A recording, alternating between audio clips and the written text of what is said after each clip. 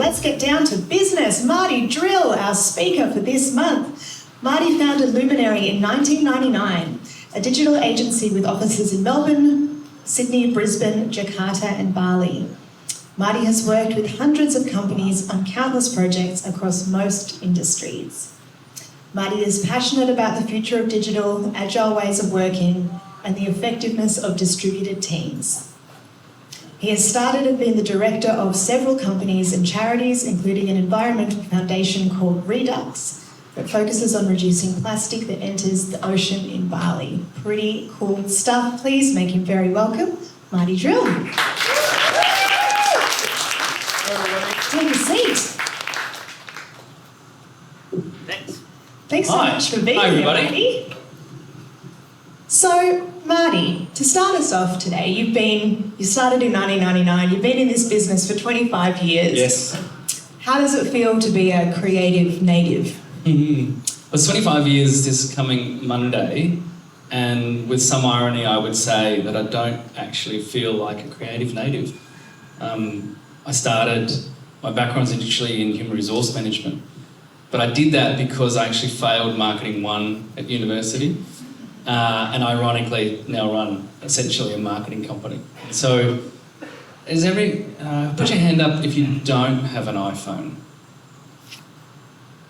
Oh, there's a few more than I thought. There you go. So that was my test to say I thought I was going to be the only one, and therefore the only one in the room who wasn't necessarily creative and didn't necessarily belong. And your point at the start about belonging, I think even being in this industry for 25 years, there are times where I don't necessarily feel like that I belong, because I'm not a designer, I'm not a UXer, I'm certainly not a developer. In all those 25 years, I've never built a website. And so it can sometimes be difficult to feel like a native in an industry that you've been in for a really long time.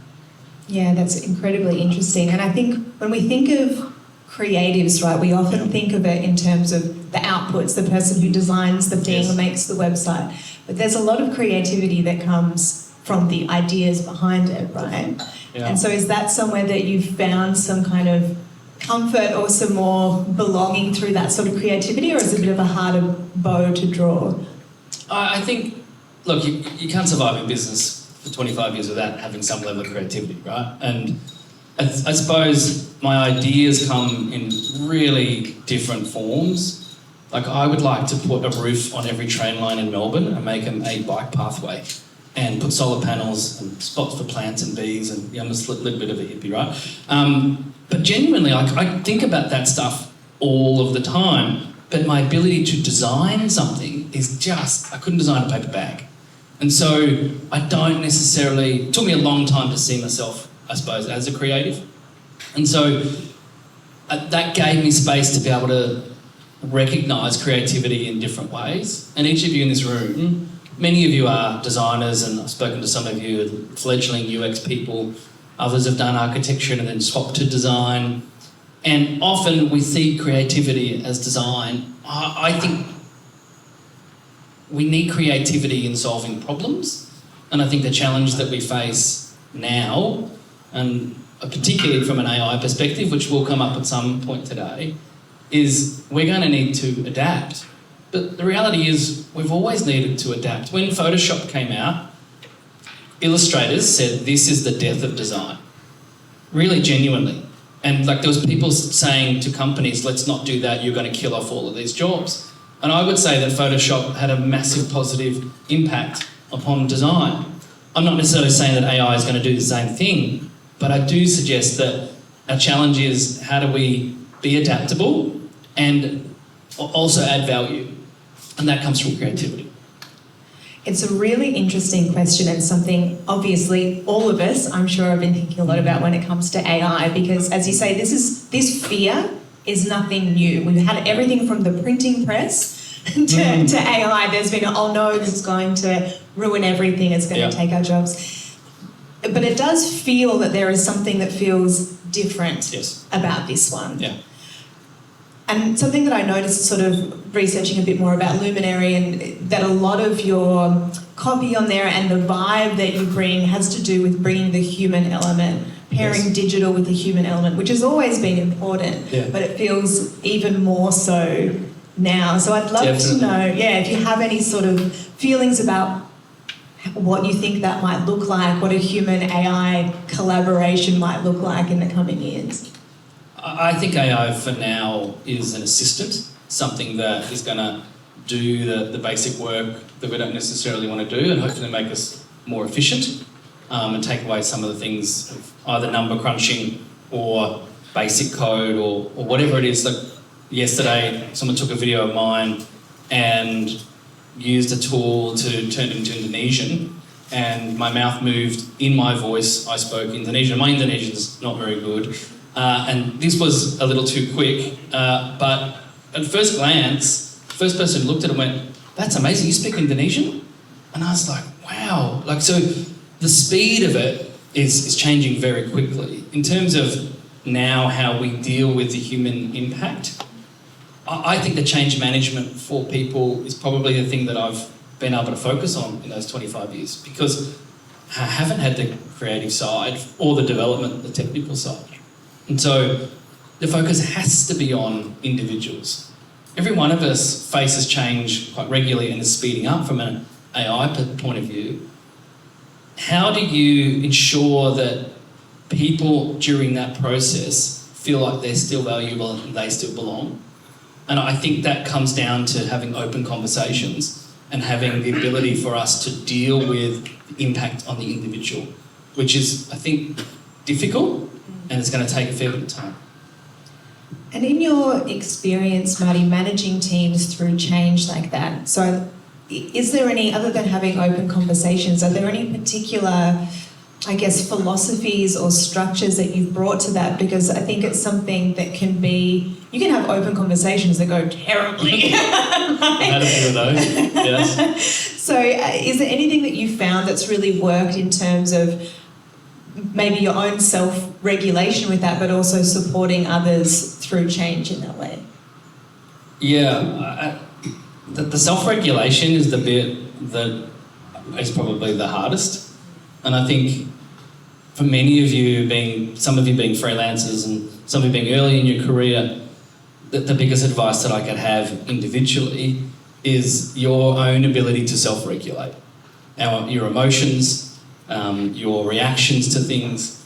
That is, I suppose, we use social contracts within Luminary, within our teams, including the client, or as an organisation, to give everybody a voice, to give everybody the ability to say, these are my expectations, or I pick up the kids in the morning, so there's no meetings before 9 a.m. That inclusion of people to ensure that they are supported is, I suppose, the basis. But from there, the individual still needs to self-regulate and be able to raise a voice and say, look, I'm not getting what I need here. And having an environment that you create where people have the freedom to put their hand up and say that, I suppose, is the basis of it. I think it's a really, I don't know, it's going to be such an interesting time, isn't it, moving forward into this whole kind of new world. But you would have seen so much change already, right, in 25 years. And I remember, I don't know, maybe it was like the early 2000s when we started hearing this term of digital natives. Yes. Which I think is maybe the generation below me, youthful as I might be. How have you kind of managed that change with people working with younger generations who are digital natives in the space? And the sort of, I imagine it's got to be almost two-way coaching in a sense, that they will know things that you don't know. And as a collaborator and a leader, managing that kind of two-way street of coaching, I suppose. Yeah. I got comfortable it took a while actually, not very early on. Probably at about the 10-year mark, I got comfortable with not being the smartest person in the room. In fact, most conversations I have within my organisation, everybody in the room is a specialist and they know way more than I do. And so having younger people come in, we've got some people in our organisation who are younger than the organisation. Yeah, wow. Right? And That's wild. That freaks you out. And COVID helped in some ways because it allowed a lot more flexibility. and our clients got to be able to say that you're not charged $200 an hour and you're at home in your pajamas. Are you for real? Like, where's the value in this? But clients work from home as well, and I think that leveled the playing field as people realise actually you can be effective from home. However, the thing that you're pointing to is the structure's changed. I look at it and go, can you just... Oh, this is recorded, isn't it? I actually kind of like people coming to work at 9 o'clock. That's not 8:30 till 10 kind of thing. They don't necessarily want to do that. They kind of want a time shift work. And I don't have a problem with trusting people around that. I have a difficulty with, well, the client needs a meeting at 9:30 and you're not available. And so it's navigating that. And I think the social contract side of it is empowering the individual to say, well, this is what works for me. And if we can get agreement with the client, then the client's not going to ask for that. So expectations up front is the thing that sorts so much of it out. But it also requires you to let go of some of your own steadfast views on how work should happen. This is exactly what I was just thinking, is it's a very interesting process of looking at it and going, what am I holding on to just because that's the way I've always done it, so it feels like it's necessary, and what do I maybe have to let go of a little and let the new way of being come in. I was interested in, you're talking about getting comfortable not being the smartest person in the room. And it occurs to me that perhaps, in talking about that feeling a little bit of imposter syndrome, perhaps that kind of being a bit of an outsider might actually work to your advantage in that sense, do you think? I hadn't thought about it that way. I think I let go of the imposter syndrome largely. And partly because my focus was on the individual and them being their best. And so I needed to sort of step back anyway. And so it gave me a freedom to go, well, I don't know what I'm doing. It's completely fine. I've never designed anything. I've never built a website. I've really no idea about SEO. I've got a wonderful partner in Shana who gives me ideas about what the strategy might look like. But the reality is I became so irrelevant a long time ago from a tools perspective that I had to get really comfortable. I think that's my tip for you, even though that you're a specialist. What's coming is the specialisation is changing because it's got an adjunct of AI or other tools that actually will have you feel a bit less relevant. You pointed to earlier about the people side. I think that's the thing that's going to combat this. The ability for you to interpret that information. It spits out some really good analysis, some of it pedestrian, as we were talking about earlier, and so how do you still interpret that? If we continue to see AI as the assistant, then we become the interpreter on its behalf. And I think that will give a human voice to the audience, which generally is the customer. Yeah, I agree wholeheartedly, and I think all of these sort of new or slightly different roles will be around interpreting, around curatorship, around creating the right prompts, and it will be that real human AI collaboration in a way we haven't seen. Yeah. We might open it up now to you guys. I've just realised that I've left my... Shana, would you mind passing me my phone? It's right there. Thank you. We'll see if there's anything on Slido. Yeah, thanks, love. But while I check that, does anyone have any questions off the bat for Marty? Yes, Jazz. So we talk a lot about how AI is coming for our jobs and AI is doing things. And we focus so heavily on the negative that we are scared of, that we don't know. What is the one thing that you are the most excited about when it comes to AI and how it integrates into business? Yeah, so we often talk about the negative side of AI. So what is the thing that I'm most excited about when it comes to AI?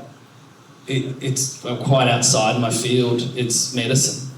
I think we will have AI, the ability to see things that as humans we couldn't. This is so much more data. If you scan the body in a certain way or you take samples across a period of time, and AI is actually able to interpret, say, and catch something early or interpret it in a different way, the misdiagnosis, I think, will change. And that ability, I suppose, for doctors to be able to go, oh, it's that. That is what's causing this impingement on this thing, which is actually, if we left unattended, will be terminal.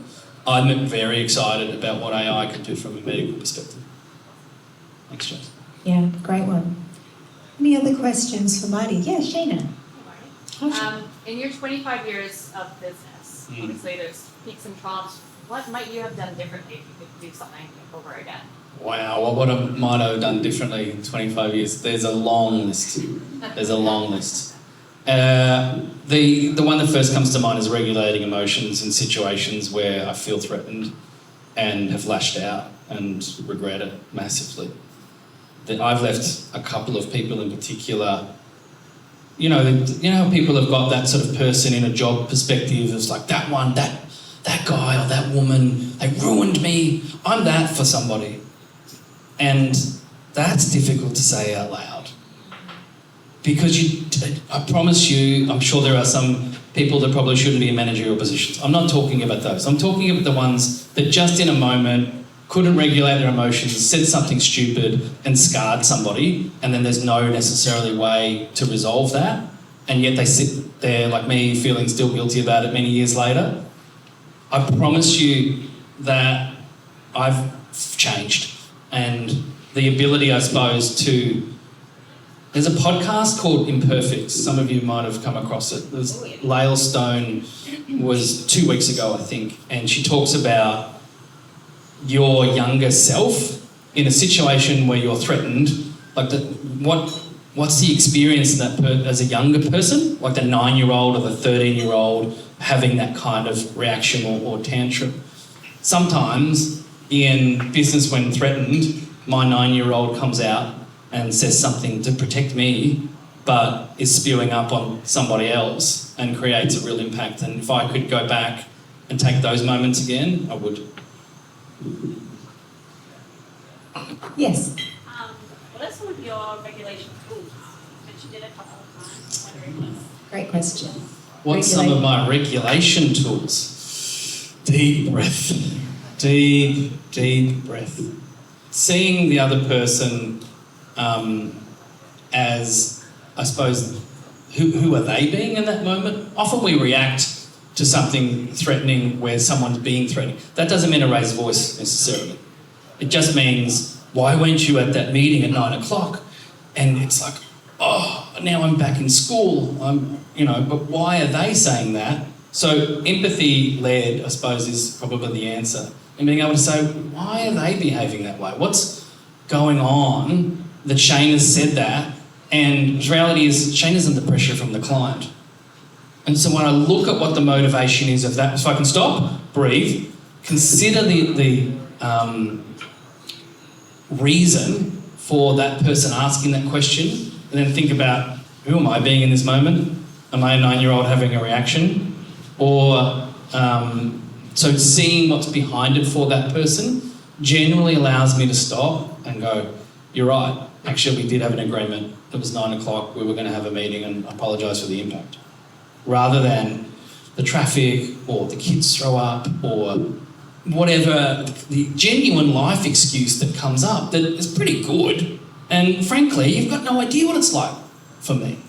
And I think that's probably the summary at the end of it, is we have no idea what's going on for other people. And that's probably the starting position. I have no idea. There are people in this room who've got parents who are not well, who've got children who are not well, they themselves are not well. There's things going on for people. And I probably start there in every situation. Does that help?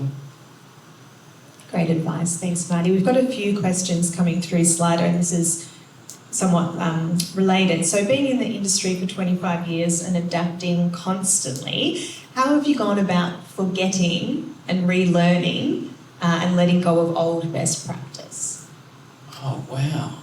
How do I go about forgetting and relearning and letting go of old best practice? I think that change management on yourself can be difficult because you do get to a point where you're like, no, this is the way to do it. This works. I don't necessarily really want to change because of AI. I don't really. Like, there's elements of it that I'm excited about it. But the reality is, it's like, come on, like more change? Are you serious? We just got this bit. We've got all these processes, we've got all these things, it's kind of humming and you want to change it now?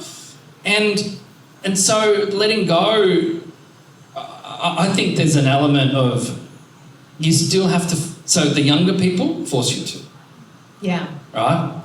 Look at you like, you dinosaur. Like, I'm not that old, right? You sort of, you wake up one day and you're like, oh, I'm the one in the room who's meant to know what's going on, and I don't necessarily know what's going on. Where's the adult, right, to support this meeting? And so the younger people will, because of that digital native, that sense of, well, this is just how you do it. Like, my first computer was, a desktop. It took a long time before I got a laptop. Like, I couldn't afford it. Like, way too long. And I think, to go back to your question, letting go, I think, is the constant. Like, we've nearly been broke a couple of times. So we're 89 people, Melbourne, Sydney, Brisbane, Bali and Jakarta, and across 25 years, we've nearly hit the wall probably at least twice where we've been really in trouble, and probably a third if I'm really looking at it carefully. And so we went debt-free probably 10 years ago, and that's probably been a guiding principle. I say that from the point of view of, there are some principles that we really hold on to, and everything else we have to adapt. Yeah.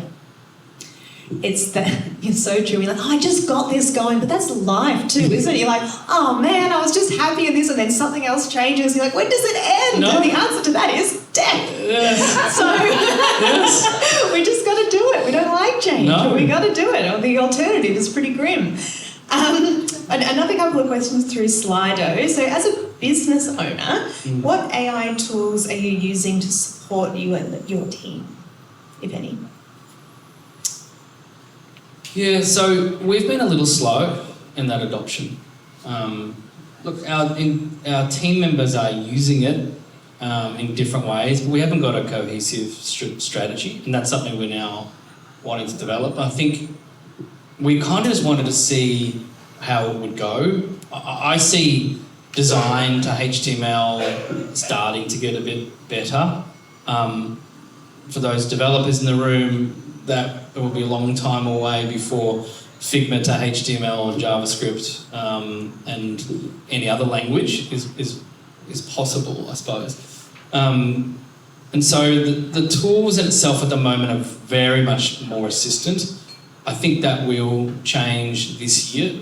So Google's Gemini is already faster and better than ChatGPT, and that's not a plug for Google. It's just simply they have come out with something that is like 100 times faster. And I think that in itself will probably still see an assistant from comms perspective. And our team are using it from a comms point of view, responding to clients. I still feel like in-person meetings and stand-ups where you can involve the client, whether to try and understand and using empathy to see what the person's actual need is, that won't be replaced. But I think we'll see processing of data this year, and we're doing some of that already, but not a huge amount. I think it'll happen in SEO, whether Shana likes it or not. But I also think it's going to happen, we don't do ads, but you'll see it in A/B testing, so that ability to quickly put out an A or a B, seeing which an audience really of a small group of people, but getting statistical significance like in an hour, and it coming back saying this is the preferred ad.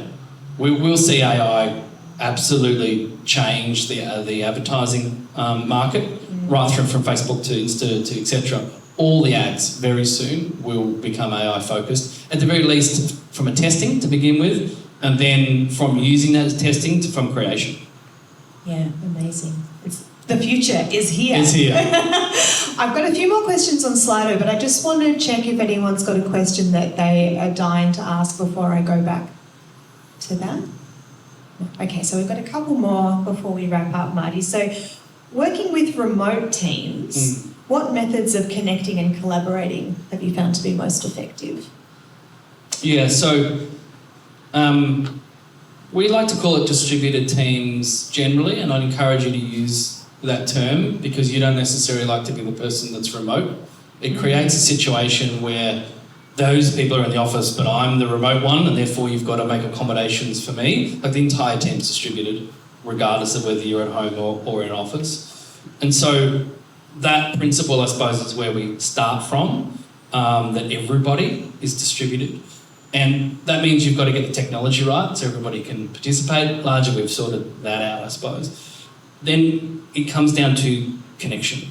Having some way for people to be able to, why is this in person and why did you come? I promise it's not necessarily something to do with me. It's actually about the networking, the ability to speak face to face with someone. This isn't going to go away. And I think that's really important also from a team perspective. So we have a lunch once a fortnight in Jakarta or in Surabaya or Bali or Brisbane or Sydney or Melbourne where people come and connect with their colleagues. And we find that's critical for mental health. We find it critical for collaboration. We've recently brought in the requirement of 1 day per fortnight in person, and that was a response to the mental health side of it. So my biggest tip is connection in person, because you find out people will tell you in person what's really going on.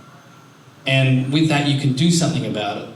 But over Slack or Teams or whatever, saying, how are you going? The response is going to be fine. Like it's not human.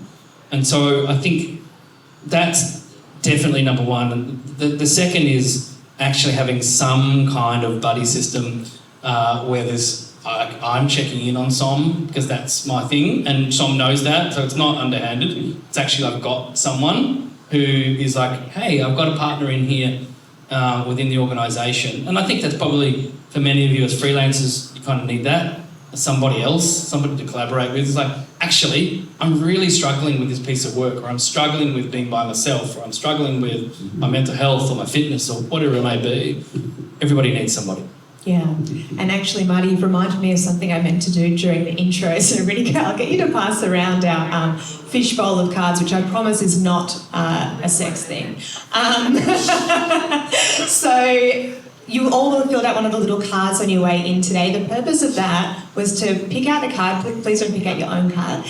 And reach out to that person. Connect with them on Instagram. Send them a message. Maybe there's something you can collaborate on. At the very least, you've now got a new buddy that you might connect with. Really cool. Yeah, so we'll let you guys do that as we get to the last question or two. So, Marty, in your opinion, will the future look less specialist for designers, do you think? Will the future look less specialist? I think organisations will want you to be more generalist, and I think AI will probably actually mean that the generalist stuff will probably be done by AI. I actually think it'll go the other way. I think you'll become more specialist, and because so much of and I'm not suggesting that your work is mundane, but the parts of it that is mundane, I think that will become the generalist part. And so we will hire for the person who can then turn that into something that sparkles or something that is really focused on that audience. There's a nuance that I don't think AI is going to be able to do, and I think that's going to require humans. So my off-the-cuff opinion is you'll become more specialist. And that's exciting too, because I feel like that makes people less in competition with each other. If everyone's super specialist and nuanced, you can kind of, there's more pie to go around. Yeah. All right, so final question, Marty, which I think is a nice one to end on, and we sort of touched on elements of it already, but the question is around how do you go about balancing the new and innovative with the wisdom and value of experience? How do you balance the new and innovative with the wisdom and value of experience? I think early in my career, wanted to kind of tear down the establishment in some ways. You may not probably believe this, but I was the president of a student union and I held rallies in the streets and demanded that the establishments stopped charging students university fees. Here we are all these years later. I generally think they're probably a good idea, largely because it actually meant that I took university a bit more seriously, but I'd like the prices to still come down. I think the younger you are, the more you want to... criticise is not the right word, the more you want change. And I think the older you get, the more resistant to change that you are, because it's kind of comfortable, right? But I think the balance there with what you've learnt and what you can contribute, you get to an age, which I'm probably at, where the focus is not on you anymore. It's actually now about how I can contribute to others with what I've learnt. And people are going to come along with new and innovative and try and challenge the system. But which is good, because things need to change. Because let's face it, not everything's working for everybody, right? And that's from a work perspective or a societal perspective. But the older you get, the more I think you contribute if you're open to the fact that it is going to change. And I think that wisdom that you can provide through experience actually adds something to a situation, rather than just change for change's sake, because you've seen that doesn't necessarily work. And as a result, the older you get, the more you've got to contribute, but you can't necessarily be the hippo, the highest paid opinion in the room. In fact, really, you've got to speak last and ensure that everybody has a voice, and then they'll probably listen to you. Brilliant answer, and a great way to close out our morning together. Please join me in thanking the wonderful Marty. Thank you, everybody.